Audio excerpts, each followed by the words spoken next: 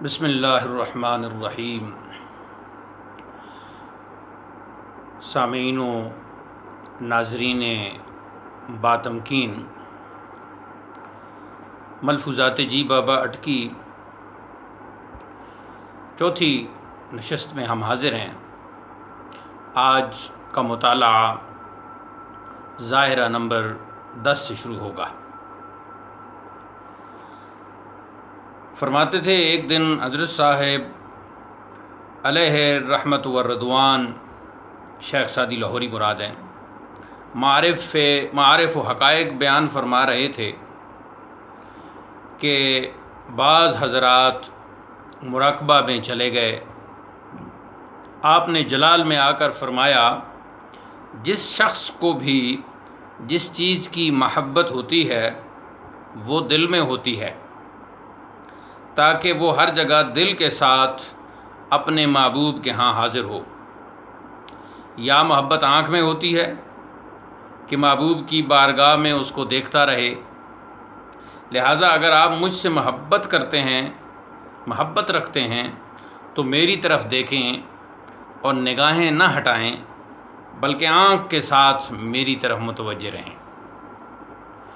तो इस मलफूज़ में, इस ज़ाहिरा में शेख के ज़ाहिरी दीदार की तरफ जो है वो मुरीदीन को मुतवज्जे किया कि शेख के चेहरे का दीदार भी बहुत सारी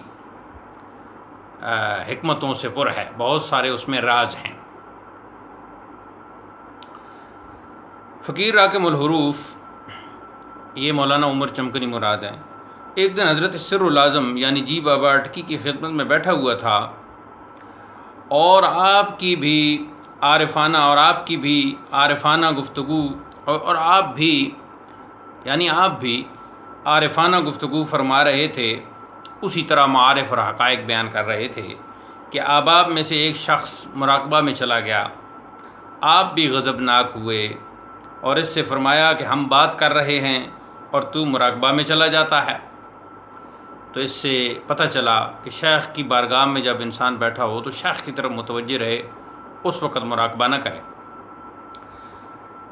अगर इसका हाँ है, यानी तू अगर मुराक़बा चाहता है तो हमारे सामने से दूर हो जा और गोशा में जाकर मुराक़बा कर। हाँ, जब शेख की बारगाह में खिदमत अक़दस में बैठे हैं तो फिर ये मुराक़बा का वक्त नहीं है, ये शेख के दीदार का और उनकी गुफ्तार सुनने का मौका है।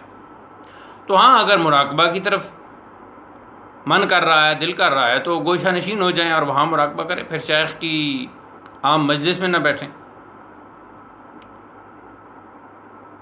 उस वक़्त आपने उसको अपनी सोबत से दूर कर दिया। ये नौजवान मुराक़बा में हद दर्जा मशगूल व मुस्तग़रक़ रहता था और अक्सर औक़ात सारी रात मुराक़बा में गुजारता था। अब भी उसका वही हाल है और पूरी महवियत में रहता है। एक रोज़ आपने उसको मुराक़बा में पाकर मुझसे फ़रमाया कि अगर हुजूर मुर्शिद में ऐसा मुरीद आता, यानी शेख सादी लाहौरी के हुजूर में यानी आपकी खिदमत में, हुजूर से मुराद आपकी खिदमत में अक़दस में, खिदमत अक़दस में, अगर हुजूर मुर्शिद में ऐसा मुरीद आता तो आप उसको गोशा में ले जाते थे और इससे दुआ के तलबगार होते थे। यानी यहाँ से ये पता चला कि मुरीद एक ऐसे मकाम पर पहुँच जाता है या किसी ऐसी इबादत में मशगूल हो जाता है और उस इबादत में उसका ऐसा रंग हो जाता है कि ख़ुद शेख भी अपने मुरीद से दुआ के तालिब होते हैं। सुभान अल्लाह, यही तरीक़ा था पुराने मशाइख़ का, न कि आज के जाली और 2 नंबर मशाइख़ और पीरों का। ये तो इस किस्म का सोच भी नहीं सकते कि मुरीद को कहें कि आप मेरे लिए दुआ करो, इल्ला ये कि कुछ ऐसे मशाइख़ अब भी पाए जाते हैं, मगर बहुत ही कम हैं, कलील हैं। अल-कलील कल मादूम, थोड़ा ना होने के बराबर होता है। ज़ाहिरा नंबर 11। जी बाबा फरमाते थे कि एक दिन हज़रत साहब अलैहिर्रहमत व रिदवान यानी शेख सादी लाहौरी ने बहुत से अहबाब की मौजूदगी में इरशाद फरमाया, कोई ऐसा आदमी है जिसने अपने दिल को देखा हो और उसके ज़िक्र करने की रविश को भी, अंदाज़ को भी मुलाज़ा किया हो। हज़रत साहब उस दिन सैयद अब्दुल शकूर के घर तशरीफ़ फरमा थे, तो वहाँ आपने ये सवाल किया। किसी शख्स ने हाँ और ना में ज़ुबान न खोली। इसका मतलब ये नहीं कि वहाँ ऐसे कामिल लोग मौजूद नहीं थे, बल्कि शेख की खिदमत में अगर कोई ऐसा था भी तो वो खामोश रहा, और जो नहीं था उसने तो खामोश ही रहना था।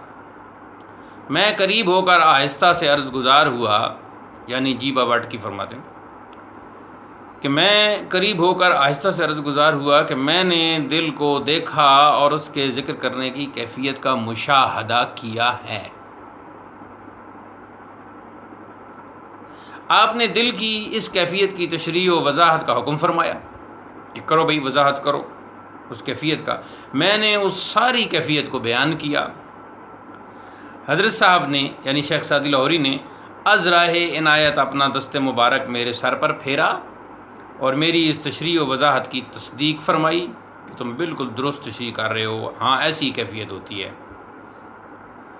जिस वक़्त सिर्रुल आज़म हज़रत मौलाना अदाम अल्लाह ताला अनफासहू व अफ़ाद अलैना फ़ुयूद बरकातिही, इसका तर्जुमा इस दुआ का ये है कि अल्लाह ताला आपके सांस लंबे करे और आपकी बरक़ात के जो फ़यूज़ हैं उनका हम पर इफ़ाज़ा फ़रमाए, यानी हम पर बहाए, यानी आपका फैज़ जारी व सारी रहे। ये बात बयान कर रहे थे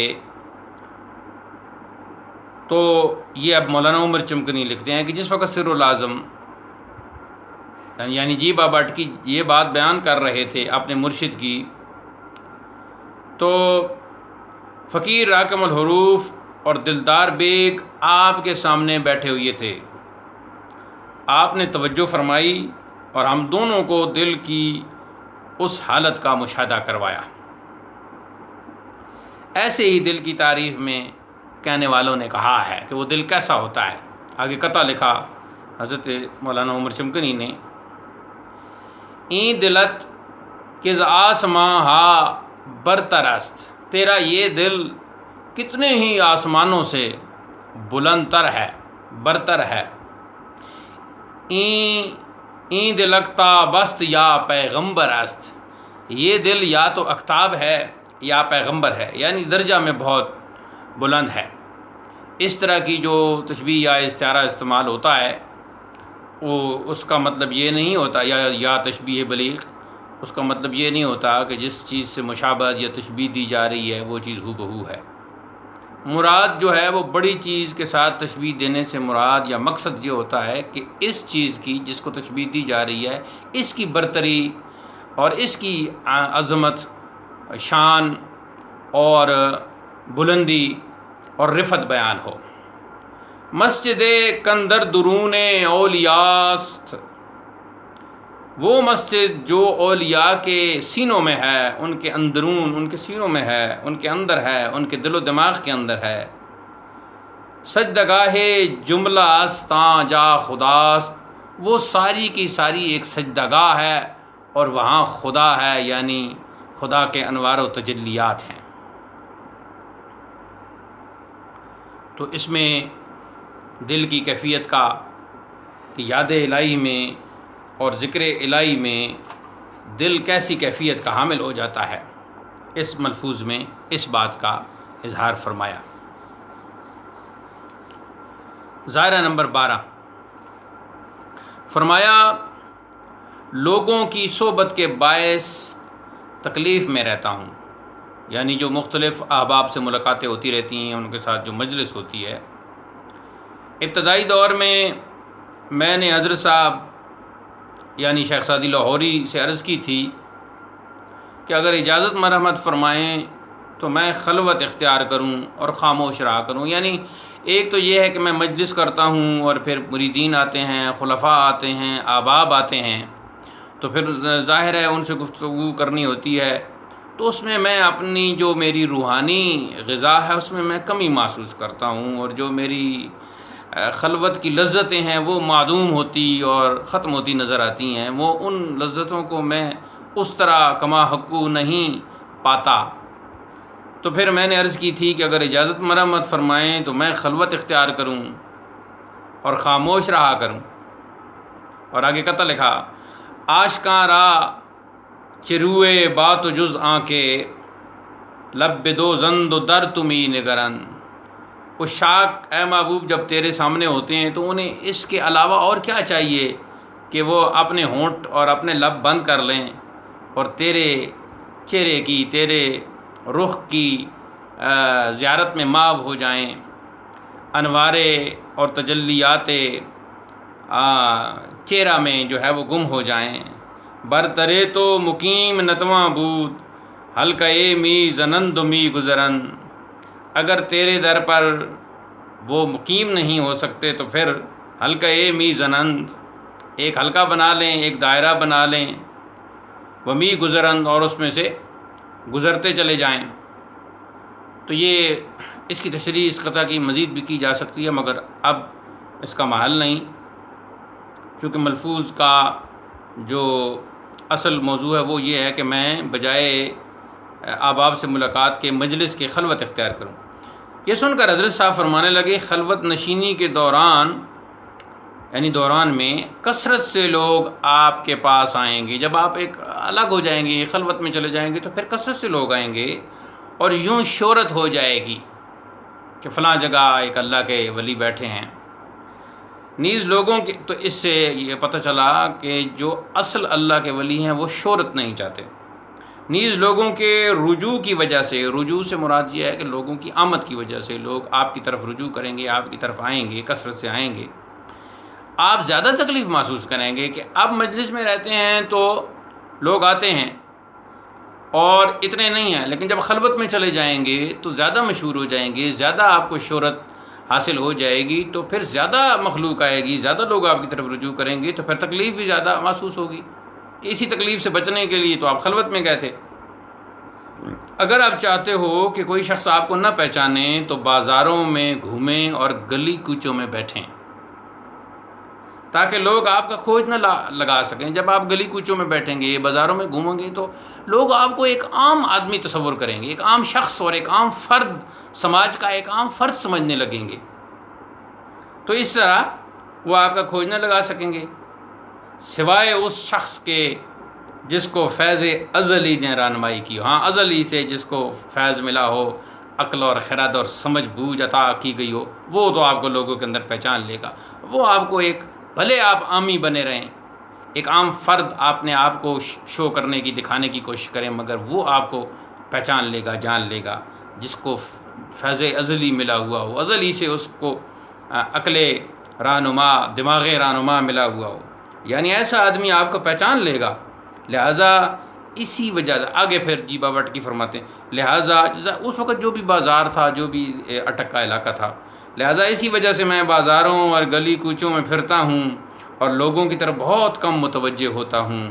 हाँ, उस शख्स की तरफ ज़रूर तवज्जो करता हूँ जिसके मुतल्लिक़ मुझे इल्म होता है कि तालिब हक़ सुब्हानहू व तआला है, जो हकीकत में अल्लाह ताला का तालिब होता है, उसकी मारिफत हासिल करना चाहता है, मैं फिर उसकी तरफ ज़रूर मुतवज्जे होता हूँ।